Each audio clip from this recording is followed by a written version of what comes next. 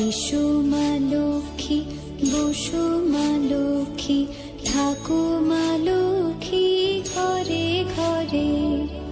এসো মা লক্ষ্মী, বসো মা লক্ষ্মী, থাকো মা লক্ষ্মী ঘরে ঘরে।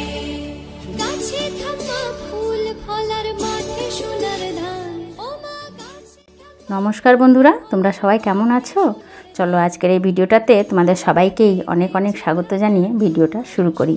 তা আজ বিষয়টি হলো তোমাদের সাথে আলোচনা করব আমি যে ভাদ্র মাসে কেন আমরা মা লক্ষ্মীর পুজো করি বা কিভাবে খুব কম সময়ে মায়ের পুজো আরাধনা করে সবসময় আমাদের ঘরে ধনে ভর্তি হয়ে থাকে, কখনো আমাদের ধনে অভাব হয় না। বা শুধু মা লক্ষ্মীর পুজো করলে ধনে বৃদ্ধি পাওয়া যায় না আরও কিছু হয়, সবটাই তোমাদের সাথে শেয়ার করব। তো বন্ধুরা মন দিয়ে ভিডিওটা দেখো, প্লিজ স্কিপ করো না, তোমাদের কাছে আমার অনুরোধ। আর দেখতে দেখতে যদি ভালো লাগে তো চ্যানেলটিকে অবশ্যই সাবস্ক্রাইব করো এই ধরনের আরও সুন্দর সুন্দর ভিডিও দেখার জন্য।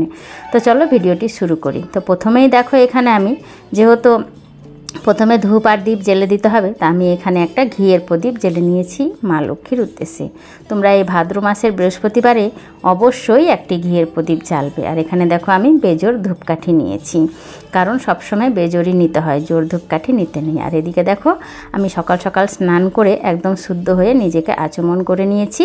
আমার বাগানের কিছু ফুল ছিল সেগুলো তুলে রেখেছি বন্ধুরা। এবারে আমি মাকে একটু বরণ করে ধূপ আর দীপ দুটোই পাশে রেখে দেবো। আর বন্ধুরা এই যে তোমরা জলচকিটা দেখছো, এটা আমি সকালেই আলপনা দিয়ে রোদে শুকাতে দিয়ে দিয়েছিলাম, না হলে ভেজা থাকলে অসুবিধা হবে। তো সবগুলোই যখন শুকিয়ে গেছে আমি নিয়ে এনে আসনটা পেতে নিয়েছি। আর বন্ধুরা এই যে মা লক্ষ্মীটা তোমরা দেখছো ছোটোখাটো, এটা আমার বহু পুরনো কালের মা লক্ষ্মী। এটা পেতলের একদম ছোট করে মা লক্ষ্মী রয়েছে। এটাকে আমি স্নান অভিষেক করিয়ে নিয়েছি। তোমাদের কাছে যদি পেতলের মা লক্ষ্মী না থাকে, মাটির থাকে বা চিত্রপট থাকে, তো তোমরা অবশ্যই একটু পরিষ্কার করে নেবে, গোলাপ জল দিয়ে আবরু দিয়ে সব কিছু দিয়ে একটু পরিষ্কার করে নেবে, তাহলেই হবে। তো দেখো একে একে আমি আসনটা সাজিয়ে নেব।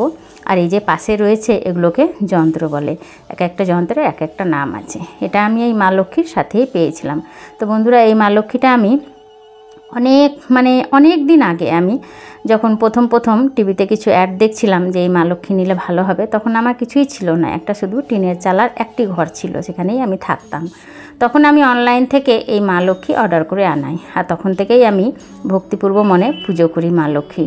তো তখন থেকেই এই যে আমার আজও দুঃখ গেছে, কালো দুঃখ গেছে, আর আমাকে পিছনে ফিরে তাকাতে হয়নি। তো বন্ধুরা অবশ্যই তোমরা মন দিয়ে দেখো, মা লক্ষ্মী ছোটো হোক বা বড় তাতে কোনো সমস্যাই নেই। আর এদিকে দেখো আমি একটা পোয়া নিয়েছি, এটা বাজারে খুব সহজেই কিনতে পাওয়া যায়। আর যদি তোমাদের হাতের কাছে না থাকে তোমরা পেতল বা তামার বাটি ব্যবহার করতেই পারো। আর এখানে দেখো আমি নিয়েছি 3টে গোটা হলুদ আর একটা কড়ি ছিল, আর তাতে আমি দিয়েছিলাম একটা সুপারি, একটা 16 আনা, সবটা দিয়েই আমি মা লক্ষ্মীর পাশে বসিয়ে দেবো বন্ধুরা।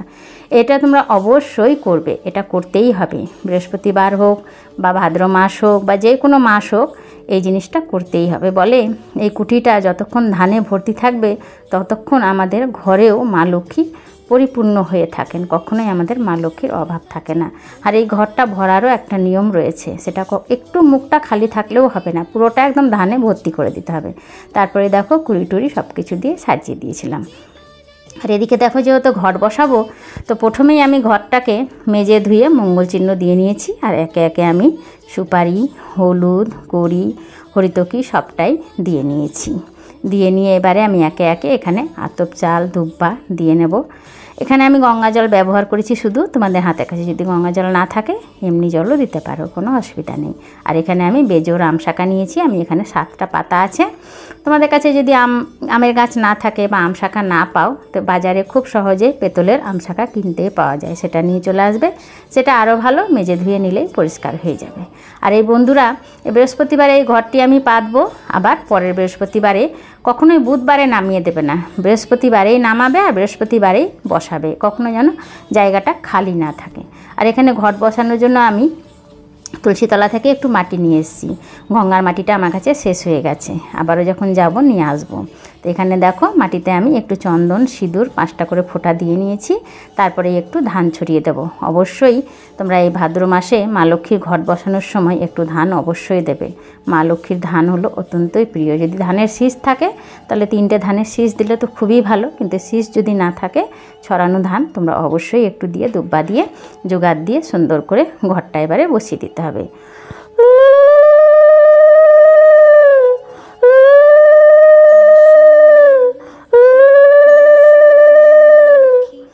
তারপরে দেখো আমি এখানে দিয়ে দিয়েছি একটা চানমালা। চানমালাটা বন্ধুরা ঘটের সৌন্দর্য বাড়ানোর জন্য দেওয়া হয়। আর বন্ধুরা কথাই আছে কলা দিয়ে নাকি মা লক্ষ্মীর পুজো করতে নেই, কিন্তু ঘটে কখনো কলা ছাড়া দিতে নেই। হ্যাঁ, তোমরা যদি মনে করো যে তোমাদের কোনো এরকম নিয়ম আছে যে ঘটে কলা দেবো না, তো তার বিপরীতে তোমরা অন্য কোনো ফলও ব্যবহার করতে পারো।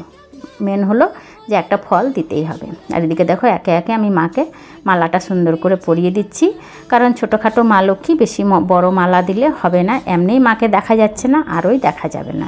আর ওদিকে আমি একটা ছোট করে চেলি রেখে দিয়েছি বন্ধুরা। আর এখানে আমি শ্রীহরি গণেশের উদ্দেশ্য করে পৈতেটা নিবেদন করব, কারণ সবার প্রথমে আমাদের শ্রীহরি গণেশের পুজো করতেই হবে বন্ধুরা। তারপরে দেখো একে একে মাকে ধূপ আর চন্দনটা আমি দিয়ে নিয়েছি।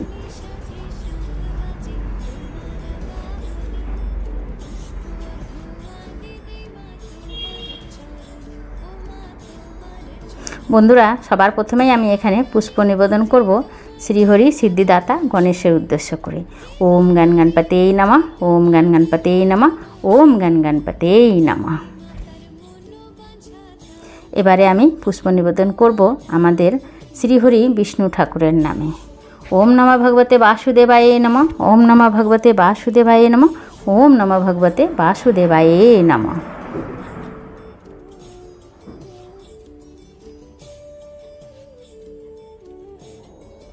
এবারে আমি এখানে যে পোয়াটা নিয়েছি সেখানেও একটু পুষ্প নিবেদন করব।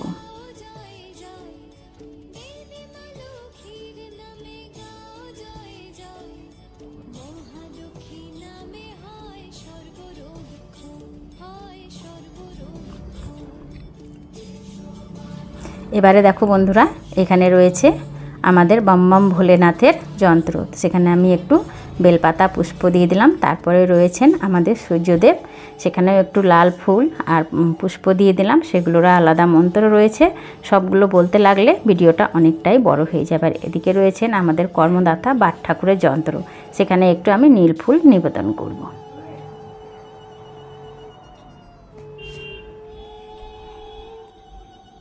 এবারে আমি এখানে নিয়ে নিয়েছি একটা লাল পদ্ম।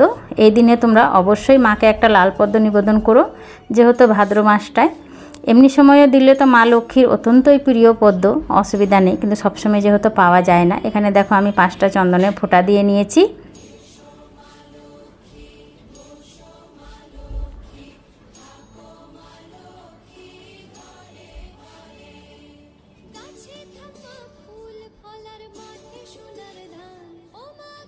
এবারে বন্ধুরা এটা আমি মা লক্ষ্মীর নামে নিবেদন করব। জয় শ্রী মা লক্ষ্মী দেব্যই নমঃ, জয় শ্রী মা লক্ষ্মী দেব্যই নমঃ, জয় শ্রী মা লক্ষ্মী দেব্যই নমঃ। মা গো মা, তুমি আমার ফুল গ্রহণ করো মা। আর এখানে ঘটেও আমি একটা মা লক্ষ্মীর উদ্দেশ্য করে পদ্ম ফুল বাড়িয়ে দিয়েছি। আর বন্ধুরা এই ভাদ্র মাসের বৃহস্পতিবারে দেখো আমি কাঁচা দুধ নিয়েছি, ওতে দিয়ে দিলাম মধু, দিয়ে দেবো একটু ঘি। এটা তোমরা অবশ্যই মা লক্ষ্মীকে নিবেদন করবে। এই ভাদ্র মাসে এইভাবে মাকে দুধ নিবেদন করা অত্যন্তই শুভ বলে মনে হয়। এবার আমি মা লক্ষ্মীর উদ্দেশ্য করে এটা নিবেদন করব মা লক্ষ্মীর কাছে। মা গো মা, এই দুধ মধু ঘি দিয়ে পঞ্চমিত্র করে দিয়েছি, তুমি অবশ্যই গ্রহণ করো। আর এখানে দেখো বন্ধুরা পঞ্চদেবতার উদ্দেশ্য করে আমি এখানে একটা নৈবেদ্য তৈরি করেছি, সেটা আমি এবারে বাড়িয়ে দেব।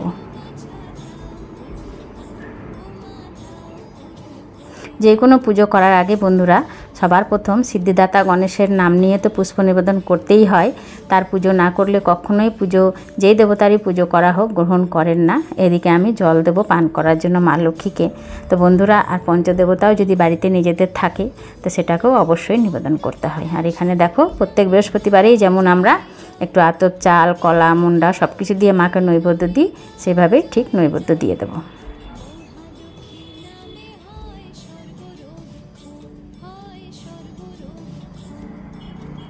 মা গো মা, গ্রহণ করো মা, মা লক্ষ্মীর এই আতপ চালের নৈবেদ্য অত্যন্তই প্রিয় বন্ধুরা। আর এই মাসে যখন মা লক্ষ্মীর পুজো তোমরা নিজেরা করবে, অবশ্যই একটু খই মুরকি সব কিছুই বাড়িয়ে দেবে, যেটা তোমাদের হাতের কাছে থাকবে।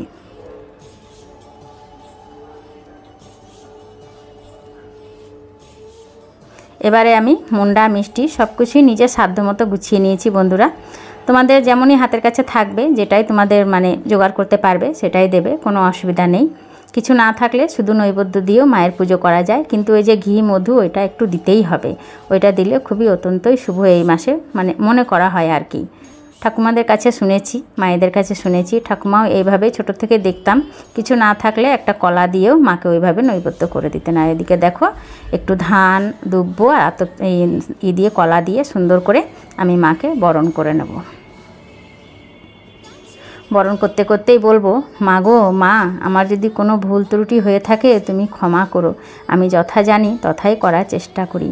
মা গো, অনেক তন্ত্রমন্ত্র বলার এই সংসার কর্মে অত সময় নেই মা, যতটুকু জানি সেই ভক্তিপূর্ব নিয়ে তোমার পুজো আমি করার চেষ্টা করছি, পুজোটা তুমি গ্রহণ করো মা, গ্রহণ করো। সর্বদা তুমি আমার সংসারে আমার সুখী করে রেখো, আমার সংসারটাকে ভালো করে রেখো মা।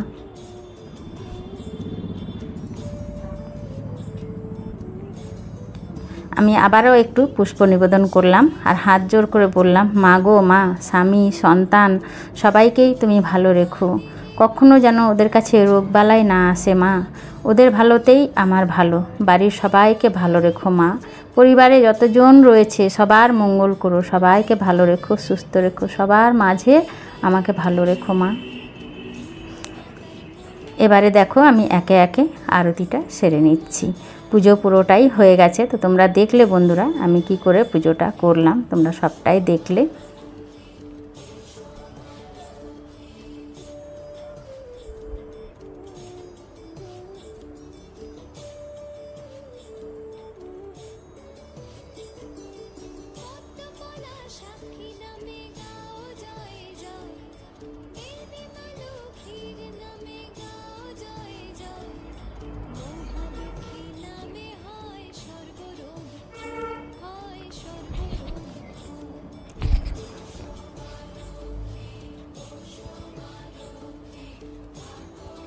এবারে দেখো আমি এখানে প্রত্যেক মাসেরই আলাদা আলাদা পাঁচালি থাকে, আমি এখানে ভাদ্র মাসের পাঁচালিটা পরে আজকের পুজোটা সমাপ্ত করব বন্ধুরা এখানে। তো তোমরা দেখলে আমি কিভাবে পুরো পুজোটা করলাম খুব কম সময়ে।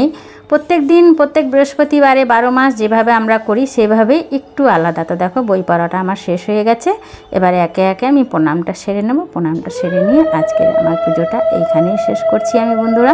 তো দেখলে তোমরা কেমন লাগলো, কারো কেমন লেগেছে না লেগেছে, ভালো লেগেছে কি লাগেনি একটু কমেন্ট করে অবশ্যই আমাকে জানিও বন্ধুরা। আর এদিকে দেখো যখনই পাঁচালি পড়া শেষ হয় তখনই একটু সিঁদুর নিয়ে মাকেও দিতে হয় এবং নিজের স্মৃতিতে দিয়ে শাখাতে দিয়েও প্রণাম করে নিতে হয়। পাঁচালিতেও লেখা আছে যে পুজোর শেষে উলুধ্বনি দিয়ে একটু সিঁদুর নিজেকেও নিতে হয় এবং মাকে আগে বাড়িয়ে দিতে হয়। তো বন্ধুরা সবই হয়ে গেছে, এবারে শাকটা আমি বাজিয়ে নেব।